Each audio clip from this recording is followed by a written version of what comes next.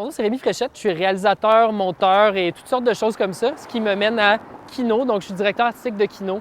Kino, c'est un organisme qui a pris naissance en 99 alors que la fin du monde allait arriver en 2000. Une gang d'amis se sont dit on va faire un film à chaque mois avant la fin du monde.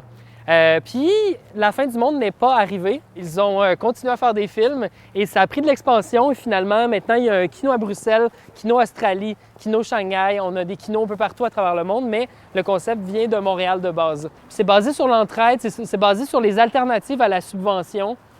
Donc, pas nécessairement d'attendre l'argent pour faire des films, mais de faire des films avec les moyens qu'on a. Ça, c'est vraiment à l'image du Kino, ça.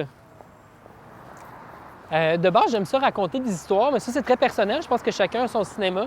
Cette année, en plus, on a pitché le thème pour le cabaret du nouveau cinéma.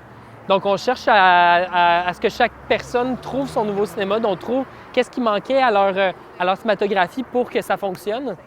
Moi, par exemple, je fais souvent des histoires très fictives qui ne sont pas basées du tout dans la réalité, donc du fantastique, de l'horreur, des trucs assez éclatés. Puis cette année, je voulais écrire quelque chose qui était plus proche de moi, donc j'ai fait une comédie, mais qui me ressemblait un petit peu plus. C'est tellement un beau cadeau de faire partie du festival parce que Kino, à chaque année, c'est un nouveau cinéma. C'est quelque chose qui se renouvelle, c'est quelque chose qui s'est modifié avec les années. Au début, le premier problème que Kino a bouché, c'était de faire des films tout court parce que les gens n'avaient pas d'équipement puis il n'y avait pas d'écran pour les projeter en 99. Puis je pense que c'est en vieillissant, en maturant, que tu commences à faire un cinéma qui te ressemble un peu plus puis tu commences à trouver ta lignée.